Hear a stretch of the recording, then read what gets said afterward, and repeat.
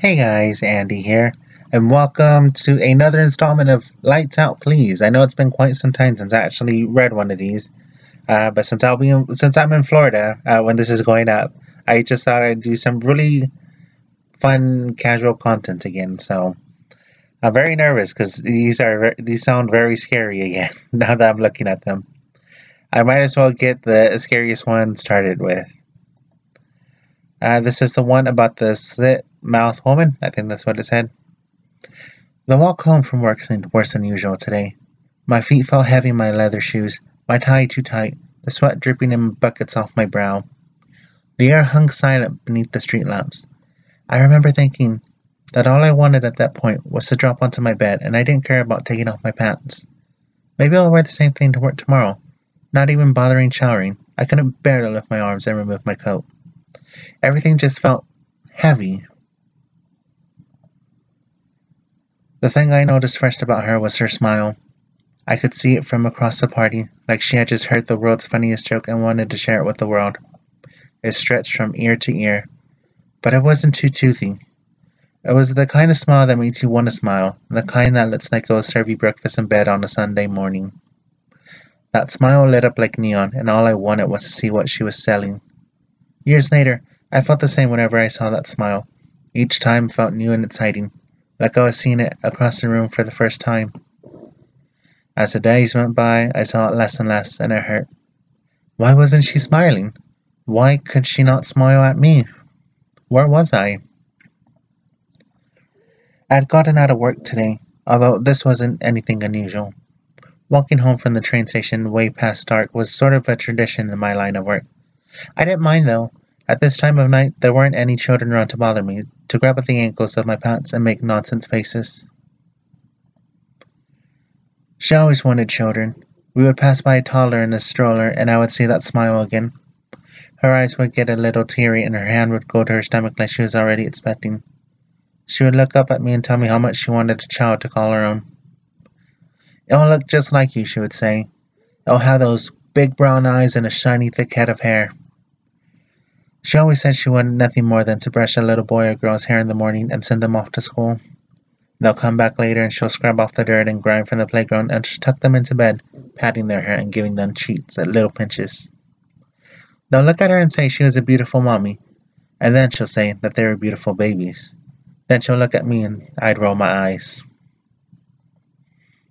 I was just a few blocks from my apartment when my head started pounding. I rubbed the bridge of my nose, but the pain was too unbearable to stand. I saw a bench on the corner underneath the street lamp, and I wanted to stop and get some rest. I dropped my suitcase on the ground and sat down, my legs continuing to feel heavy. Just heavy enough to keep me there long enough for a homeless woman to approach me. My fucking luck. Didn't want to look at her face. She was hideous. Her face was covered in scarring, and I couldn't tell underneath it all if she was 20 or 1,000. Her hands were also horribly maimed, cracked and bent at strange angles, and of course, she reached them out to me. As her hands came closer, she started mumbling, although I couldn't tell if she was asking for money or for sets with that surgical mask on her face. Was the flu season already? We stopped having sets around 2 years into our relationship. Sets wasn't common in our household before this, but now there was nothing but dryness and it was starting to hurt. I wanted to go inside her, fuck her senseless, have her scream, and then break out into that smile I loved so much. It made me feel like a king. Then I felt like a fool. I remember one night coming to bed, getting under the covers with her and wrapping my arms around her slim waist. I remember her turning over away from me and clutching her stomach. "What's the point?" she said later. "Because I love you." "But what is the point really? Am I beautiful to you?" "Yes, you are. You're beautiful." Or something like that. It's been a while. It's not important. "I don't believe you," she yelled.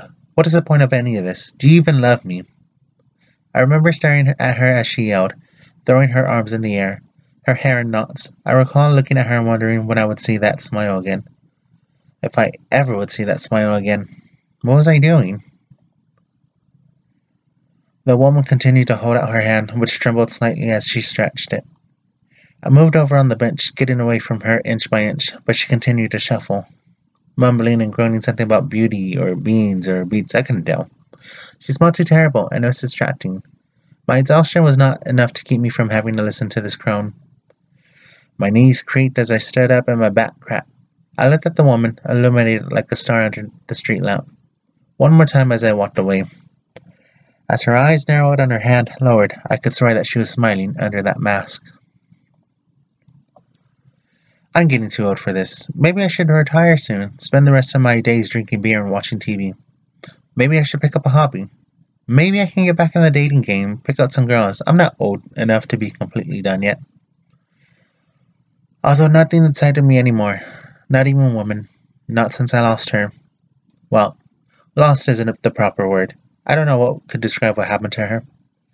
She's just upset all the time. I couldn't get her to smile. She would just scream at me, clutch her stomach, wonder why I never wanted to be with her, but then shy away and scream some more when I got close. I wanted her so bad. I wanted her small body against mine, and I wanted her to tell me how strong I was. I wanted everything about her, from her slim waist to her thick, tuggable hair, and especially that wonderful mouth of hers. I wanted her. Don't know what I was saying about loss. Maybe it had to do with this woman. I wanted to lose this woman, who I just realized continued to follow me. I didn't hear her walking. Every time I looked behind me, she was just a little closer, her feet seemingly melting into the asphalt and her eyes glaring at me. They seemed to glow in the darkness. I could see them clearly, and for the first time I really looked at them, those dark brown eyes. They seemed so familiar. I remember her eyes as she screamed, as I held the weightless knife in my hand. Everything in the span of creation seemed to be leading me to this moment, with the blade in her drowning face, covered in tears and blood, that looked like it stung just a little as it seeped into each of the little cuts on her cheeks. I remember holding her chin in my hand, it fit between two fingers, and sticking the tip into her mouth I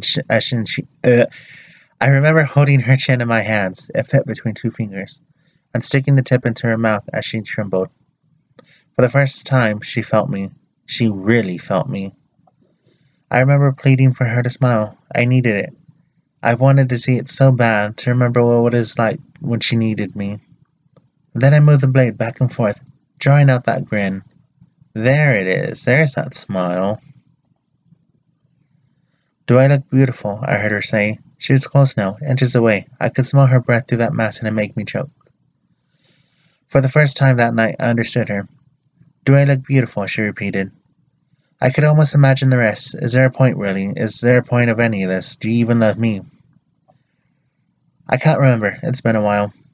Although there are things I do remember, like the children going in before sundown and the strings of abductions that seem to be plaguing the area. I remember those things now, not sure if it's important. Am I beautiful? Her voice was getting louder, harsher, more grating. What was the right thing to say here? Yes, you're beautiful and I love you. You're disgusting. I don't know. Say nothing. Fuck me. I fucking know this story too. For fuck's sake.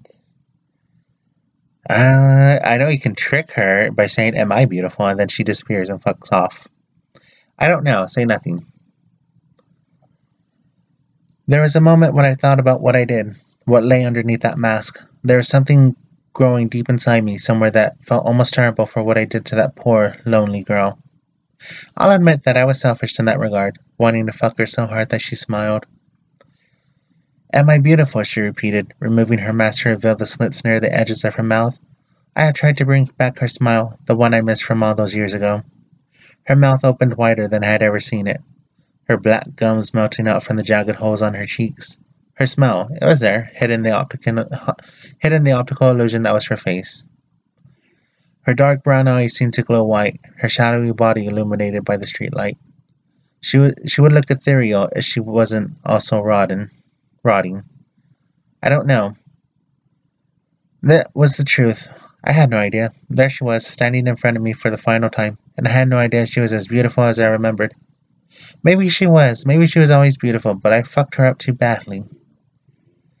Didn't seem fair to give her the truth in this situation.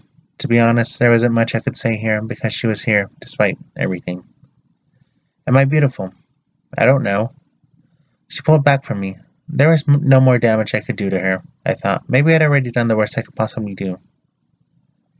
She went away, and I never saw her again, even though I ached to see her smile still. still knowing that her smile was now a scar, a permanent sign that I was more of a monster than I ever thought I could be. Every night I laid awake waiting for her. She never showed back up. Slowly the kids started coming out after dark, as if they knew what I had done for them and that their extended playtime.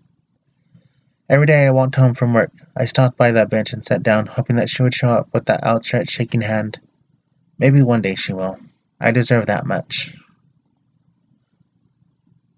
Okay, that does it. That was a fucking good story. Which one was that one again? The one about the slitmouth woman, told by Carly Velocci. I hope I'm pronouncing that right. Carly, that was a fucking great game. That does it for this installment of Lights Out Please. I'll do another one really fucking soon because I really enjoy these stories. But yeah, I'll see y'all really fucking soon for some more Lights Out Please. Bye for now. Bye for now.